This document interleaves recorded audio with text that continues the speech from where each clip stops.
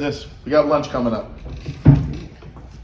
You guys had some success late in the game on play action, even though you guys hadn't really established the run super well at that point. Just why do you think that those plays were able to work out well for you anyway? Well, probably their commitment to stopping the run, right? They did a lot of things up front to make sure that, that we were going to struggle to get yards on the ground, and we had to be better in the box and set it up a little better. But I'm really pleased because when you have that kind of defense, the opportunities to call those kind of plays, those play actions, if you will, they're going to be good. It's going to be one moment, and you got to capitalize. And a credit to our players, they did. They were able to execute in the one moment opportunity in that game.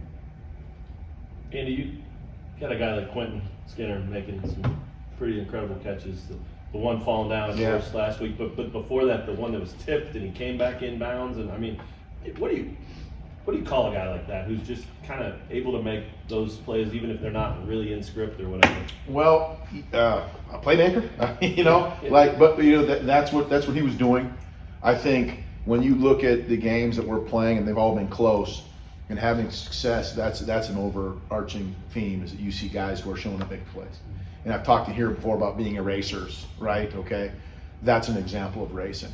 And I tell you, some of those catches that he had, and that Luke had on the sidelines, and the accuracy that Jason had on some of those throws is big time. And we need that, right? And sometimes, football. Sometimes, as we've said to guys before, the best that we can do is put you in a one-on-one situation. Can we win? Right? Put you in a one-on-one situation, can you win? And they were able to. So to him and to Q specifically, it was some big-time catches. And you've talked so much about Bean's growth. He said after that game that he trusts those guys with his life. Do you think he makes a throw like that to Q, the one where he was falling down? I mean, do you think that's something he always had, would be willing to throw that ball up? Or I think that's a great question. I think it's a good indicator of where they're all growing together, right? It's a great indicator of what reps together look like, right, on Saturdays. It's a great indicator of what maturity and experience with one another looks like, right? You don't need to go on Saturday or Sunday after the film and say, hey, listen, throw that up to him, give him a chance.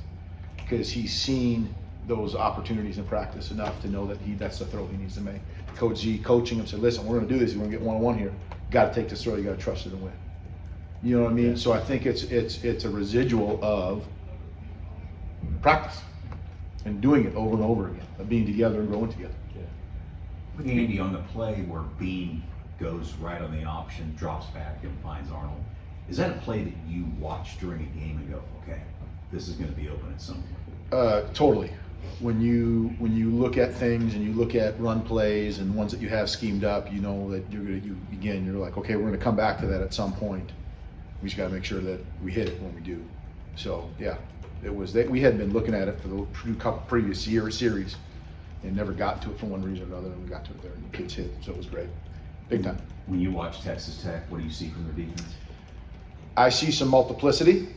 I see some good size and length. I see a physical group, a group that plays relentless. They're going to jump in and out, some different fronts and coverages. So like I said, I use the word multiple a lot in here sometimes to describe defenses, and this is a great example of one.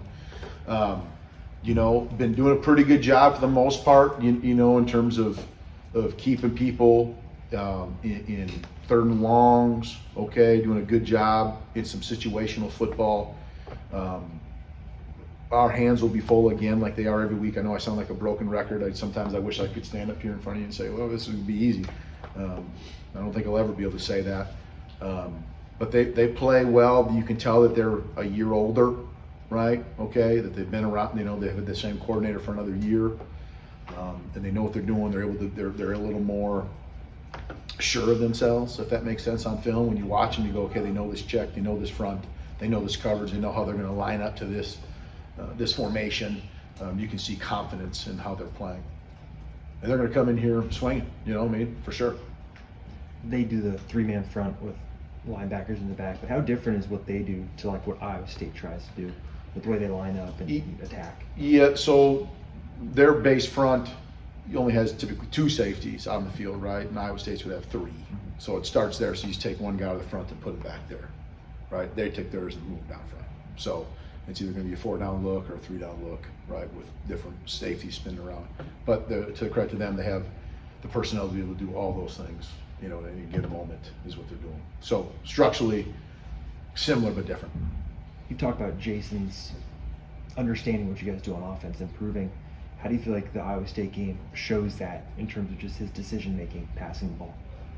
I think there are times in that game, and you've seen this before from him, where there's the right now decision. You know, bam, here's where I'm going to go with the ball. It's up. Let my guy make a catch.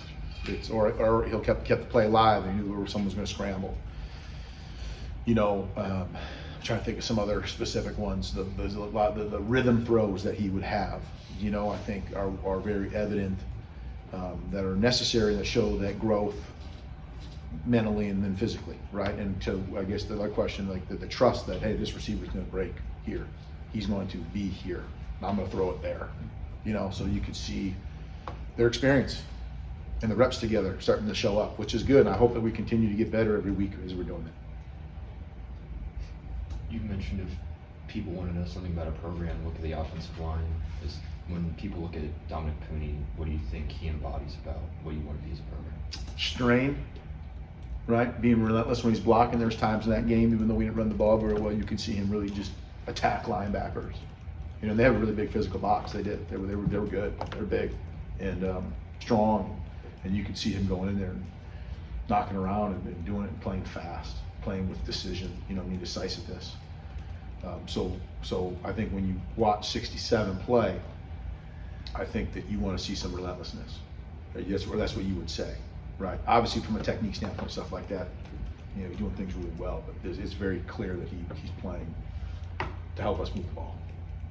Going back to Jason for a second, you know, against Iowa State was one of his most mistake-free games. Just what's the process been like of getting him to be more comfortable in those situations where in the past he's made some proven mistakes? Well, I think, you know, making sure that we do a good job in the week of giving him enough stimulus and practice of looks that he's actually going to see in the game, right? Because I think I've said here before, one of the things that Jason does a fantastic job of is he's very coachable, and if there's a mistake to be made, he will learn from it. And so, like all of us, right, make the mistake first. And so he's starting to, you see fewer mistakes because he had made them before maybe in his life, right, or his career as a football player. But we want to set things up in practice to give these guys the hard looks to hopefully induce a mistake so we can correct it. You know what I mean? And say, hey, listen, this is what's going to happen when this corner does this. Is let's get, you know, that's going to take this route away and do it. And so he's getting more and more reps of what we're doing. We're setting up more and more stimulus for him to have to respond to at practice, so that when we hopefully get out there on Saturday, it's not anything new to him, right? That's the coach. Okay, I appreciate y'all.